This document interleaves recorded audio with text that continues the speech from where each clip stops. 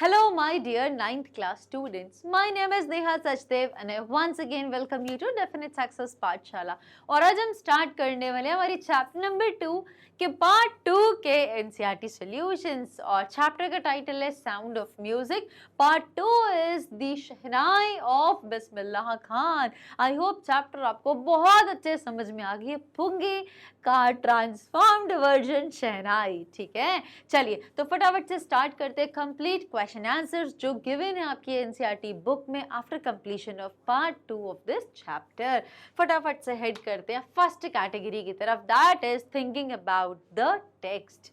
Take the right answer. The dash was a reeded noise maker. तो पहले बच्चों chapter में तो हम समझ चुके हैं रीडेड क्या होता है, एक बार और पढ़ लेते हैं। ऐसा कोई भी इंस्ट्रूमेंट जो रीड से बनता है। अब रीड क्या होता है? हॉलो पाइप, खोखली जिसे हम बोलते हैं। जैसे कि मान लीजिए बांस है तो वो ऐसी है, गोल है और उसके बीच में बिल्कुल हॉलो है, वो खोखला है। पू अगर आप आवाज करोगे तो आवाज बाहर जाएगी, अगर पूरा वो पैक है तो आवाज तो आई निकलेगी नहीं उसमें से। That is what readed instrument is. तो ये कौन सा, शहनाई या पुंगी क्या है? Readed noise maker. तो रीड से क्या बना है और कितनी नोट्स होती हैं उसमें, कितने होल्स करे जाते हैं। What is the basic difference between pungi and शहनाई?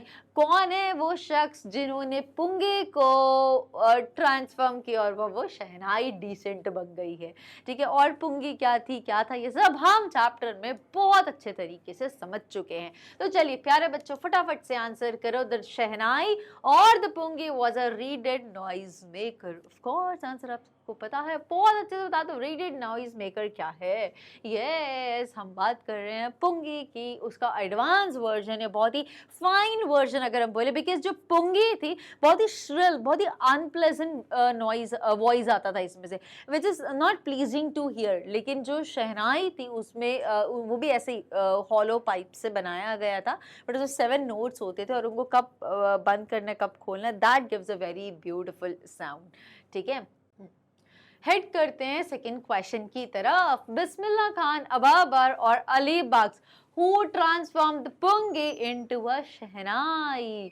तो नाम ही बता रहा है यार, हमने चैप्टर बहुत अच्छे से पढ़े। शह नाई, नाई क्या करता है? बाल काटता है। सो यस, और ये इसका नाम शहनाई क्यों बना? बनाई ट्रांसफॉर्म करी थी एक नाई ने।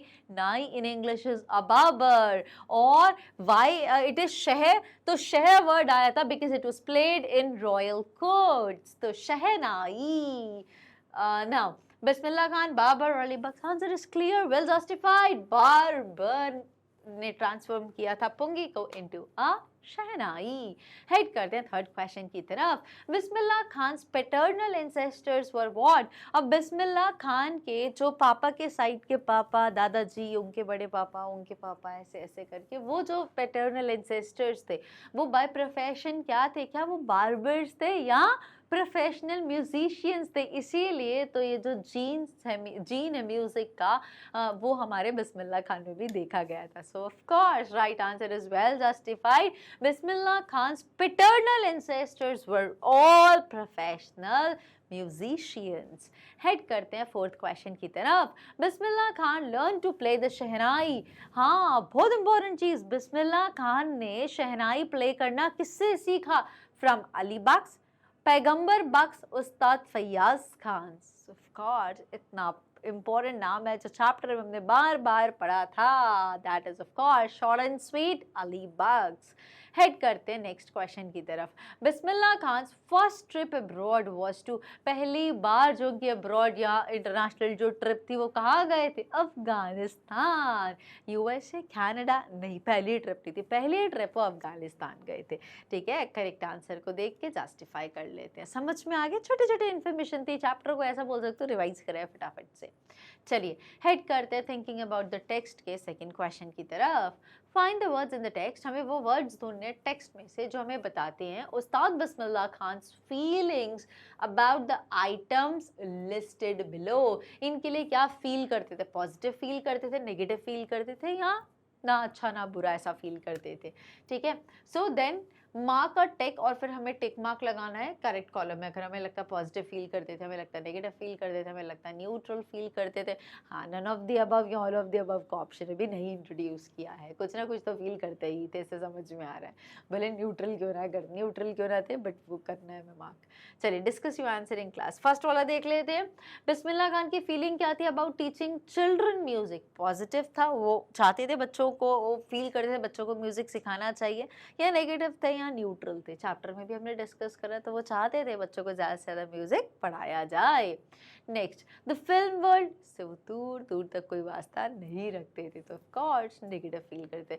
माइग्रेटिंग टू यूएसए, ना बाबा ना, उनको अपना होम टाउन बहुत पसंद था, सो वेरी नेगेटिव। हेड करते हैं नेक्स्ट क्वेश्चन की तरफ। प्लेइंग एट टेम्पल्स, हाँ इसके लिए वो अच्छी अपॉर्चुनिटी समझते थे, तो ये बस न्यूट्रल, ऐसा नहीं कि हाँ वहीं पे करूँगा और कहीं नहीं, या नेगेटिव भी नहीं था, ठीक है। So getting the Bharat Ratna, yes this is good, he was very positive. The banks of the Ganga, इस जगह को वो बहुत पर्सनली वो इस जगह से काफ़ी एसोसिएटेड है, because it was this place only जहाँ पे उन्होंने प्रैक्टिस करी, जहाँ पे बिस्मिल्लाह खान रियाज किया करते थे शहनाई को प्ले करने का। और सबसे इम्पोर्टेंट चीज़ हमने चैप्टर में भी डिस्कस करी थी, जो फ्लोइंग रिवर था गंगा का, जो गंगा जी का जो पानी बहता था, उससे वो इंस्पायर होते थे, एक नया म्यूजिक क्रिएट करते थे। सो this is very important thing. अगर हमें शहनाई ऑफ बिस्मिल्लाह खान पढ़े तो हमें ये चीज़ ज़रूर पता होनी ही चाहिए।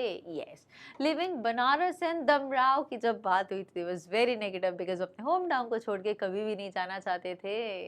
चलिए, तो this is all about this question. अब हेड करते हैं हमारे सेम कैटेगरी के थर्ड क्वेश्चन की तरफ। Answer these questions in 30 to 40 words. एक स्टैंजा 3-4 लाइन में हमें आंसर को जस्टिफाई करना है। Why did Aurangzeb ban the playing of the पुंगी? Aurangzeb ने क्यों बैन किया था कि अब से रॉयल कोर्ट में पुंगी प्ले नहीं की जाएगी? बिकॉज बहुत अनप्लेजेंट साउंड था, बहुत ही श्रिल साउंड था, बिल्कुल सुनने में अच्छा नहीं लगता था, इसलिए उन्होंने इसको बैन कर दिया। ठीक है, चलिए फटाफट से आंसर डिस्कस कर लेते हैं। Aurangzeb ban the playing of the pungi because it had a shrill and unplesant sound. इसका बहुत ही श्रिल और अनप्लेजेंट साउंड था, इसलिए उन्होंने बैन कर दिया। ठीक है। How is a shehnai different from a pungi? Shehnai pungi से कैसे डिफरेंट है? तो ऑफ कोर्स अगर सीधे शब्दों में मैं आपको समझाऊं तो पुंगी का एडवांस वर्जन शहनाई है। और अगर हम देखें दोनों में कॉमन क्या है, तो दोनों हॉलो पाइप से बनी होती है, लेकिन इससे प्रिसाइसली शहनाई में बहुत अच्छे से 7 होल्स बनाए जाते हैं उसको ब्यूटीफुल साउंड प्रोड्यूस करने के लिए। ठीक है, तो ये मेजर डिफरेंस था। फटाफट से चेक कर लेते हैं। A shehnai is a pipe with a natural hollow that is longer and broader than a पुंगी। पुंगी थोड़ी छोटी होती है, शहनाई उससे थोड़ी सी बड़ी भी, लंबी भी होती है, थोड़ी चौड़ी भी होती है। It has 7 holes on the body of the pipe, और उसकी पाइप पे 7 होल्स होते हैं। कब किसको बंद करना है, किसको खोलना है, जिससे एक ब्यूटीफुल सा म्यूजिक प्रोड्यूस होता है। ठीक है, now again bansuri is also an example of reeded noise maker. चलिए हेड करते हैं थर्ड क्वेश्चन की तरफ। Where was a shehnai played traditionally? How did Bismillah Khan change this? तो ट्रेडिशनली अगर हम बात करें तो शहनाई कहाँ प्ले करी जाती थी? Royal courts. But how did Bismillah Khan change? अब कैसे इसको एक कल्चरल नोट पे लेके आए वो उसको, तो दिस इज ऑल अबाउट। सो जल्दी से आंसर को चेक कर लेते हैं। चैप्टर में हम ऑलरेडी समझ चुके हैं, fine. Now, the Shahnai was played traditionally in the temple and at the royal courts and on the occasion of weddings. तो royal courts में, wedding occasions में, मंदिरों में play करी जाती थी traditionally शहनाई। ठीक है।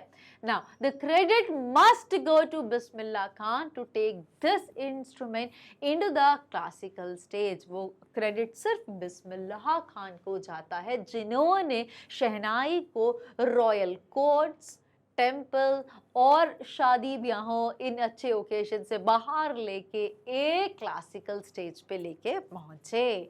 चलिए, वेल जस्टिफाइड, बिकॉज चैप्टर ये शहनाई ऑफ बिस्मिल्लाह खान, तो आंसर तो बहुत जगह बिस्मिल्लाह खान ही होगा। ठीक है, चलिए हेड करते हैं नेक्स्ट क्वेश्चन की तरफ। When and how did Bismillah Khan get his big break? तो कब और कैसे? व्हेन मीन्स कब, हाउ मीन्स कैसे बिस्मिल्लाह खान को उनकी लाइफ का एक बहुत बड़ा स्टार्ट या ब्रेक कब मिला और कैसे मिला? वेरी इंपॉर्टेंट क्वेश्चन, फटाफट से देख लेते हैं. So Bismillah Khan got his big break with the opening of the All India Radio in Lucknow in the year 1938. तो कब मिला? Precisely in the year 1938. और कैसे मिला? जब All India Radio AIR air हवा, जब All India Radio लखनऊ में स्टार्ट हुआ in the year 1938, तब उनको एक बड़ा ब्रेक मिला और बहुत ज़्यादा पॉपुलर हो गए या फेमस हो गए. Now heading with the next question, where did Bismillah Khan play the Shehnai on 15th August 1974? Why was the event historic? बहुत इंपॉर्टेंट है, चैप्टर में हमने बहुत अच्छे तरीके से इस इन्फॉर्मेशन को कवर किया था. Where did Bismillah Khan play the Shehnai? तो बिस्मिल्लाह खान ने 15th अगस्त इंडिपेंडेंस डे के दिन 1947 में कहाँ पे प्ले करी थी शहनाई. एंड वो जो इवेंट था वो हिस्टोरिक इवेंट क्यों बन गया? बहुत big it was a historic day. चलिए फटाफट से राइट आंसर को चेक कर लेते हैं. Bismillah Khan played the shehnai on 15th August 1947 at the Red Fort. He was the first Indian to greet the nation with this musical instrument. This event was historic because we got independence on that day. So it was the first independence. He poured his heart out in the presence of a large number of people, including Pandit Jawaharlal Nehru. तो क्या, it is not lie, it is lal actually. चलो मैं correct कर देती हूँ. ठीक है, this must be typing error. यार इतना समझ जाया करो, बड़े कोऑपरेटिव बच्चे हो, छोटी छोटी बातों में ध्यान मत दिया करो, भावनाओं को समझो. ठीक है, चलिए. सो बिस्मिल्लाह खान ने शहनाई को, where did Bismillah Khan play the shehnai on 15th August 1947? तो कहाँ प्ले करी थी? रेड फोर्ट पे बिस्मिल्लाह खान ने 15th August 1947 को शहनाई प्ले करी थी. And he was the first Indian, ये पहले ऐसे भारतीय थे जिन्होंने पूरे नेशन को ग्रीट करा था अपने म्यूजिकल इंस्ट्रूमेंट से. और ये इवेंट वाज हिस्टोरिक बिकॉज हमें इस दिन इंडिपेंडेंस मिली थी, इस दिन आज़ादी मिली थी. और उन्होंने, बिस्मिल्लाह खान ने पूरा दिलो जान से इस इंस्ट्रूमेंट को प्ले करा. ही poured his heart out in the presence of large number of people, जिसमें पंडित जवाहरलाल नेहरू भी प्रेजेंट थे. चलिए, who was he? He was the first president, prime minister of India. कौन थे? कमेंट सेक्शन में बताइए बेटा, है ना. इंग्लिश पढ़ा रही हो बट जी के इतनी सी तो होनी चाहिए कम से कम. I expect this at least from my beloved students. ठीक है, मुझे पूरा भरोसा है कि मेरा दिल नहीं तोड़ोगे, किसी का कांच तोड़ दोगे, किसी का कुछ और तोड़ दोगे, मेरा दिल नहीं तोड़ोगे. चलिए हेड करते हैं नेक्स्ट क्वेश्चन की तरफ. Why did Bismillah Khan refuse to start a Shehnai school in the USA? क्योंकि उनको होम टाउन जैसी फीलिंग नहीं आ रही थी and he refused the proposal. चलिए, so why did Bismillah Khan refuse to start a Shehnai school in the United States of America? He refused to start a Shehnai school in the United States of America because he never wanted to leave India. Bismillah Khan को अपनी जन्मभूमि से इतना ज़्यादा प्रेम था कि वो कभी भी नहीं चाहते थे कि अपनी जन्मभूमि को छोड़ के कहीं और जाएं. He loved India so much and he didn't want to settle anywhere except India. वो इंडिया से इतना ज़्यादा प्यार करते थे कि कभी भी इंडिया को छोड़ने की भी बात नहीं कर सकते थे और सेटल होना तो बहुत दूर की बात थी. That is why whenever he was in a foreign country, इसीलिए जब भी वो फॉरेन कंट्री में होते थे, he kept yearning to see Hindustan. इसलिए उनका दिल, जो उनके सोच, जो उनकी दिल, जो उनकी जो सारी चीज़ें थी, जो फीलिंग थी, वो हमेशा दिल दिमाग में चलता रहता था कि कब मैं अपने हिंदुस्तान पहुंचूंगा, कब मैं उस जगह पे जाऊंगा. So he also always kept yearning to see his own country, Hindustan. Now head करते हैं नेक्स्ट क्वेश्चन की तरफ. Find at least 2 instances in the text which tell you that Bismillah Khan loves India and Banaras. तो हमने चैप्टर में भी पढ़ा था जहाँ से हमने ये समझाया था कि ये प्रिसाइसली यहाँ से हमें पता चलता है कि Bismillah Khan he has a desperate love for his home country, for his hometown. तो चलिए वही लाइंस को हमें यहाँ पे भी बताना है. वहाँ पे हमने लाइंस दी थी, क्वेश्चन पढ़ा था, यहाँ पे क्वेश्चन दिया हुआ है, लाइंस बतानी है. वेल चलिए आंसर को देख लेते हैं. Bismillah Khan loves India and Banaras. The sound of music 197 from the bottom of his heart. He says that he misses the holy Ganga and India when he goes abroad. While in Mumbai, he thinks of only Banaras and the holy river. And when he is in Banaras, he remembers the unique Matha of Dumrao. So, okay. So, Bismillah Khan, he loves India and Banaras. वो अपनी country India और अपने home town Banaras को बहुत ज़्यादा प्यार करते थे. Then Sound of Music chapter से हमने देखा he loves India and Banaras. I think this is something error in typing, so let's ignore it.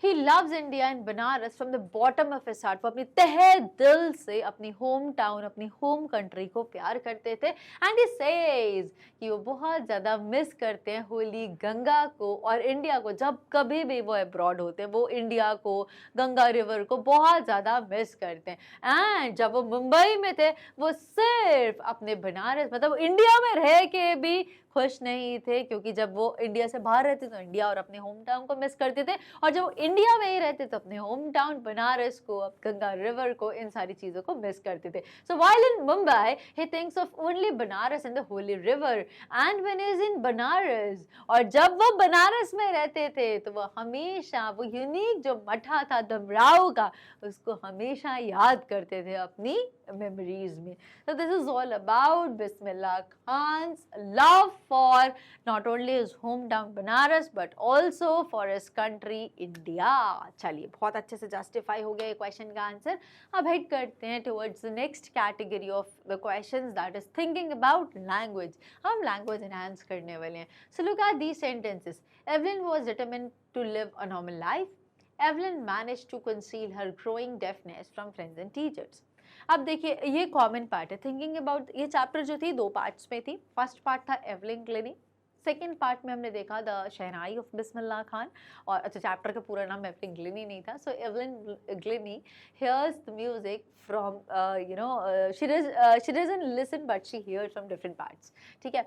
So Evelyn was determined. अब हम thinking about the language में ना दोनों के क्वेश्चन, दोनों पार्ट से क्वेश्चन दिया है.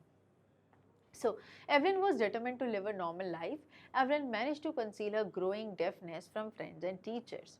The italicized parts answer the question, what was Evelyn determined to do? So, she was very determined to live a normal life. वो बिल्कुल भी differently abled children के जैसे life को spend नहीं करना चाहती थी. वो एक normal human being के जैसे अपने dreams को fulfill करना चाहती थी.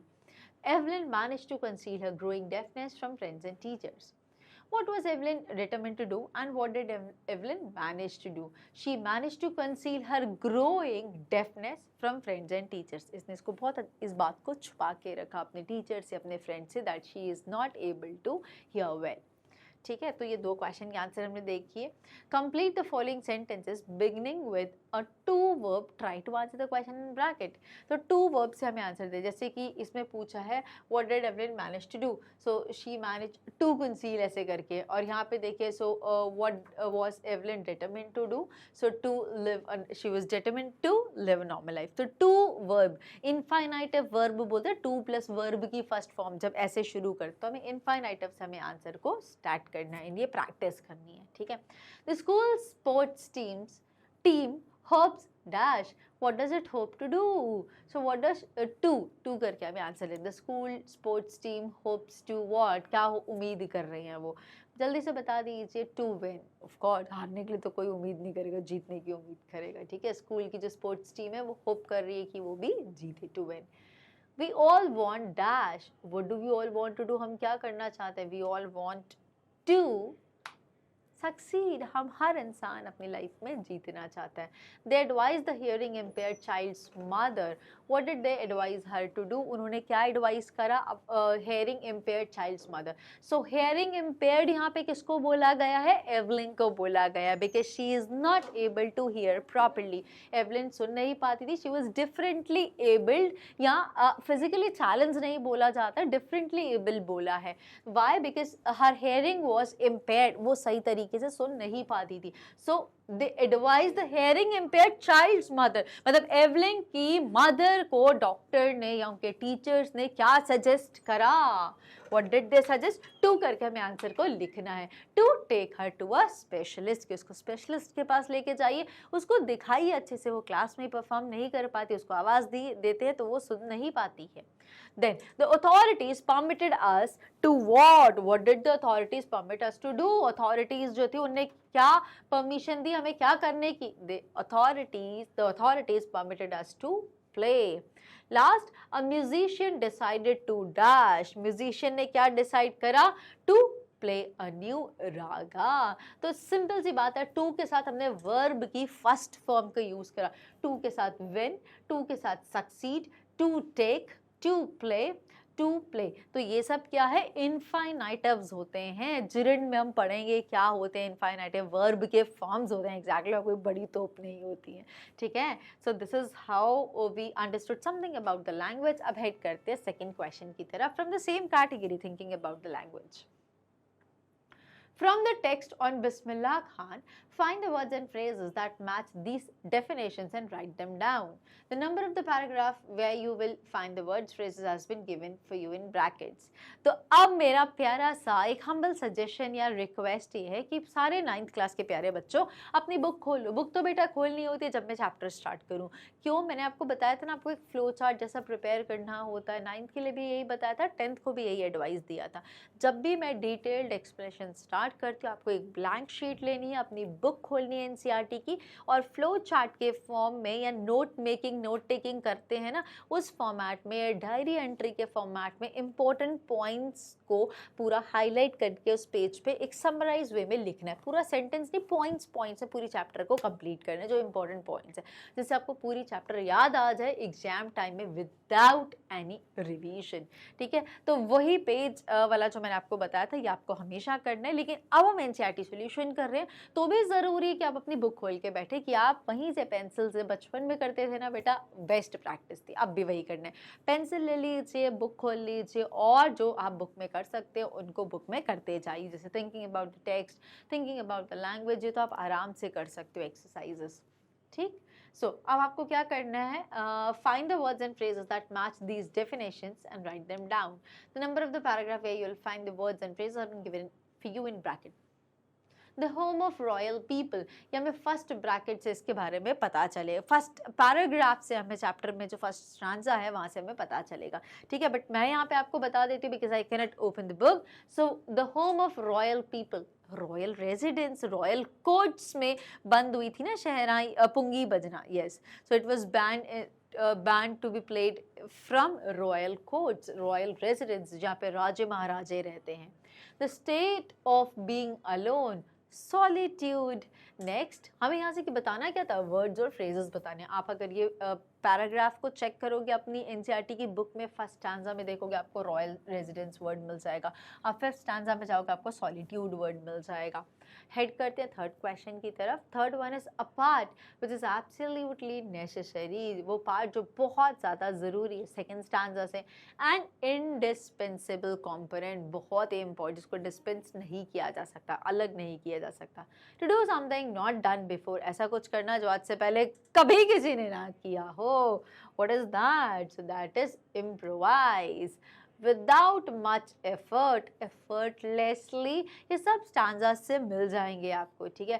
Quickly and in large quantities, that is thick and fast, ये एक फ्रेज है, with every thick and fast. तो थिक एंड फास्ट का मतलब क्या होता है, quickly and in large quantities, जल्दी करना, फास्ट करना, लार्ज क्वांटिटीज, अच्छा लंबा चौड़ा काम, ठीक है, thick and fast. Now head करते हैं with the next, again from the same category, thinking about language, we need to take the right answer. When something is revived, it means remains dead या lives again, किसी चीज़ को revive किया गया, कोई चीज़ revital, री का मतलब ही क्या होता है, फिर से, recap देखते हैं, replay देखते हैं, तो री का मतलब ही क्या होता है, yes clear, it lives again, फिर से उस चीज़ को revive कर लेना, फिर से तरोताज़ा नहीं, फिर से उसको रिफ्रेश जैसा कर लेना, ठीक है। इट रिमेन्स डेड मतलब खत्म है, तो वो री वाला वर्ड तो आ ही नहीं जाएगा यहाँ पे। Next statement, when a government ban something it wants it stop या स्टार्टेड। जब वो किसी चीज़ को बैन कर रही है तो वो उसको शुरू कैसे करेगी, स्टॉप करेगी ना, ऑफ कोर्स। तो वो चाहती है उसको स्टॉप हो जाए। Started, it wants it, sorry, ये गलत आंसर मार्क है, सो इसलिए मैंने पहले ही आपको आंसर बता दिया था, बिकॉज आई वाज बिट टाइशी की गलत मार्क हुआ होगा। So when the government ban something, जब कोई चीज गवर्नमेंट बैन कर देती है, बंद कर देती है, रोक देती है, तो वो क्या चाहती है कि वो शुरू हो जाए। यही तो होता है इंडिया में, तो वो स्टॉप हो जाए, इसलिए उसको बैन किया जाता है। हम बैन करते हैं ना स्मोकिंग को, सिगरेट को, ये सारी चीज़ों को, वो और धड़ल्ले से चलती है, यही होता है। बट हमें भावनाओं को नहीं बताना, हमें सही चीज़ को बताना है यहाँ पे। When something is considered auspicious, welcome it। कोई जब आपको लगे कि कोई चीज़ बहुत अच्छी है, ऑस्पिशियस है, तो उसको तहे दिल से उसका स्वागत करिए।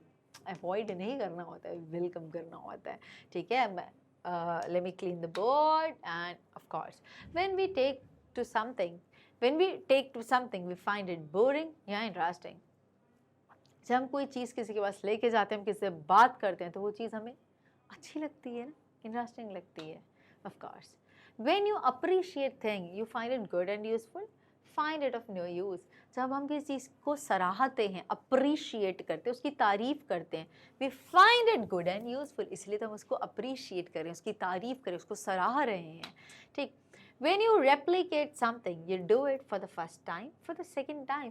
जब किसी चीज़ को replicate करते हो, किसी चीज़ को copy करते हो, तो replicate, repeat, replay, review, ठीक है। तो ये रीवर्ड के रिसर्च, रिपीट वाला तो फर्स्ट टाइम तो नहीं होगा, of course. Common sense is not common in common people, and you my dear 9th board students who are following us are certainly extraordinaries। चलिए, answer is well justified for the second time। 7th question क्या है? When we come to terms with something, it is still upsetting or no longer upsetting। जब हम किसी से अच्छी terms में आ जाते हैं, when we feel compatible with someone, so we are no longer upsetting, it is no longer upsetting। वो चीज़ बिल्कुल भी upsetting नहीं होती, because अब हम compatible हो गए हैं। Now we come to terms with, अब हम किसी के टर्म्स में आ गए हैं, good words, good books में, ठीक है। So of course well justified। अब थोड़ा सा डिक्शनरी का वर्क है, उसको भी फटाफट से चेक कर लेते हैं। The sound of the shehnai is auspicious। The auspicious sound of the shehnai is usually heard at marriages, wedding occasions। The adjective auspicious can occur after the verb be as in the first sentence or before a noun as in the second, but there are some adjectives which can be used after the verb be and not before a noun। अच्छा, तो हमने यहाँ पे क्या चीज़ देखी, क्या आपने notice करा? यहाँ पे हमने देखा the sound of the shehnai is auspicious, the auspicious sound। तो एक बार हमने देखा auspicious जो adjective है, it can occur after the verb, verb के बाद में आया फर्स्ट सेंटेंस में। और यहाँ पे हमने देखा ऑस्पिशियस साउंड, तो क्या है ऑस्पिशियस साउंड, कैसा है ऑस्पिशियस, तो यहाँ पे आया नाउन के पहले, जो कि सेकंड सेंटेंस में था। बट वो बोल रहे हैं ऐसे कुछ एडजेक्टिव्स होते हैं जहाँ पे which can be use after the verb, जो वर्ब के बाद में ही यूज करे जाते हैं, and not before a noun, और वो नाउन के पहले कभी भी नहीं आते। वो कौन कौन से होते हैं, तो वो हमें जल्दी से चेक करना है, एक बार चेक कर लेते हैं, right. Ustad Fayyaz Khan was overjoyed। We cannot say the overjoyed man, overjoyed Fayyaz, Ustad Fayyaz Khan, ऐसा नहीं बोल सकते।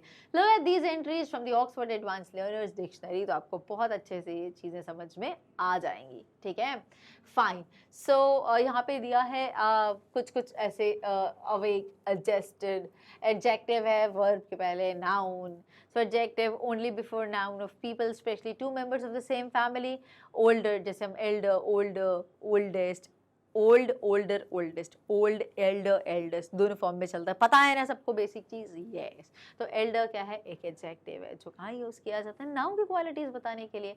सो adjective 1 only before noun of people, especially to members of the same family, जैसे कि older, my elder brother, his elder sister. The elder used without a noun immediately after it to show who is the elder of the two people. The elder of this, their two sons, the elder, ये हमने the use कर लिया, ठीक है। Use before और after someone's name to show that they are the older of the two people who have the same name, the elder Pitt और Pitt comma the Elder. तो हमने द यूज करा जो हमें ट्रिगर कर रहा है। बहुत छोटी सी बात है, लेकिन ये कहीं ना कहीं आपकी राइटिंग स्किल्स, आपकी स्पीकिंग स्किल्स को एनहांस करेगी और ओवरऑल आपकी लैंग्वेज को डेवलप करने में डेफिनेटली मदद करेगी ही करेगी। चलिए, सिमिलरली अवेक एक एडजेक्टिव है, एडजेक्टिव्स का यूज किया जाता है वर्ब के साथ, ठीक है। मतलब वर्ब के साथ कैसे? So adjective not before noun, not asleep, especially immediately before or after sleeping, to be half या fully awake, to be wide awake, I was still awake when he came to bed। तो यहाँ पे हमने क्या देखा? Adjective का use कहाँ पे हुआ है? not before a noun, not sleep, especially immediately before or after sleeping। चलिए, वेल जस्टिफाइड हो गया। तो कैसे हमने देखा कि अवेक का यूज हमने करा वर्ब नाउन के पहले। I hope it is very clear, समझ में बहुत अच्छे तरीके से आ गया है। अब हेड करते हैं कुछ एक छोटी सी एक्सरसाइज की। So, consult your dictionary and complete the following table. The first one has been done for you. पहला कर दिया गया है, बाकी डिक्शनरी को देखना और कंप्लीट करना है। So, indispensable, only before noun, not before noun, both before and after the verb be। तो कैसे indispensable पहले भी आ सकता है verb be के पहले और उसके बाद में भी आ सकता है, ठीक है। impressed again it is done, कहाँ पे आ सकता है? yes, dictionary the first one has been। Impressed की अगर हम बात करेंगे ओनली बिफोर नाउन के सिर्फ नाउन के पहले आता है, या फिर सिर्फ नॉट बिफोर नाउन, नाउन के पहले नहीं आता है, both before and after the verb be impressed word आ सकता है। तो यस, बोथ पहले भी आ सकता है, बाद भी, लेकिन किसके? वर्ब के, ठीक है। अफ्रेड, अफ्रेड सिर्फ नाउन के पहले आता है, या ओनली बिफोर नाउन, या सिर्फ नाउन के पहले नहीं आता है, या बोथ बिफोर और आफ्टर नहीं। तो ये पहले नहीं आता, अफ्रेड जो वर्ड है आफ्टर द वर्ब बी ही आता है, ठीक है। क्लियर हो गया है, simple. Now thinking about the language में कुछ सेंटेंसेस दिए। My sister seemed impressed with his work, she is afraid of her father, I really like the outdoor games, he lives in the parental home, the district library has countless reference books, your is gift priceless। चलिए, समझ में आ गया कैसे इनको use किया गया। Adjectives, noun, verb के आगे पीछे कहाँ पे क्या यूज होते हैं। नाउ अब हम आ जाते हैं स्पीकिंग की कैटेगरी पे। Imagine the famous singer Kishori Amonkar is going to visit your school. You have been asked to introduce her to the audience before a performance. How would you introduce her? Here is some information about Kishori Amonkar. Can you find on the internet? Read the passage and make notes of the main points about उनकी parentage क्या थी, school of music she belongs to, उनकी achievements क्या थी, उनकी inspiration क्या थी, क्या क्या उनको अवार्ड्स मिले, किसको? किशोरी अमोंकर को। तो इस हमें बताना है। चलिए, हमने कुछ सर्च कर लिया है और बड़ा प्यारा सा फ्रेम कर लिया। चलिए अब पढ़ के सुनाते हैं। Padma Bhushan Kishori Amonkar, widely considered the finest female vocalist of her generation, was born in the year 1931, daughter of another great artist, Srimati Magubai Kurdikar. In her early years, she absorbed the approach and repertoire of her distinguished mother's teacher, Ustad Aladia Khan. As her own style developed, however, she moved away from Aladia Khan's Jaipur Atroli Grahana style in some respects, and as a mature artist, her approach is usually regarded as an individual, if not unique, variant of the Jaipur model. चलिए, तो छोटा सा information थी जो हमें पता चली, थोड़ी सी और पढ़ के कंप्लीट करते हैं।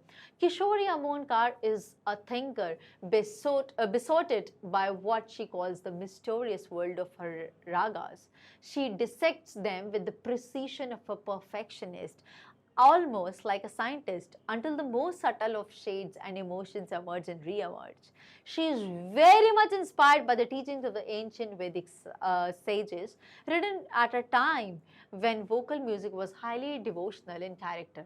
This soul-searching quality of her music, coupled with a very intellectual approach to raga performance, has gained her quite a few following in India and has helped to revive the study of Khayal. Significant awards bestowed on this artist include the Sangeet Natak Academy Award 1985, the Padma Bhushan जो उनको मिला था 1987 में, and the highly coveted Sangeet Samradhini Award, considered one of the most prestigious awards in Indian classical music, which was awarded to her in the year 1997.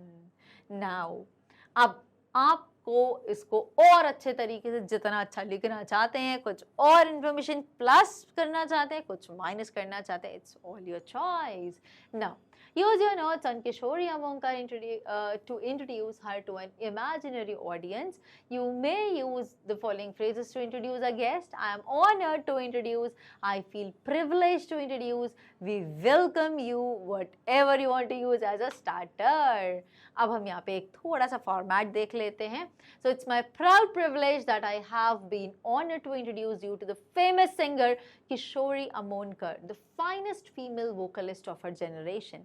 She was born in the year 1931 to the great artist Srimati Mogubai Kurdikar. She is a thinker who dissects the ragas with the precision of a perfectionist so that the ragas can be inspirational for the common masses.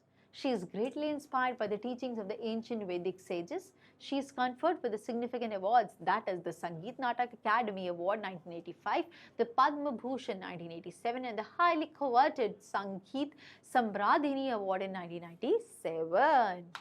If you work hard and know where you are going, you will get there, says Evelyn Glennie. अच्छा, this is done. We are done with this question. हमने बहुत उसको precise वे में frame करके सुना दिया. Speaking का task था. अब ऐड करते हैं राइटिंग सेक्शन की तरफ. So if you work hard and know where you are going, you will get there, says Evelyn Glennie. You have now read about two musicians, Evelyn Glennie and Ustad Bismillah Khan. Do you think that they both worked hard?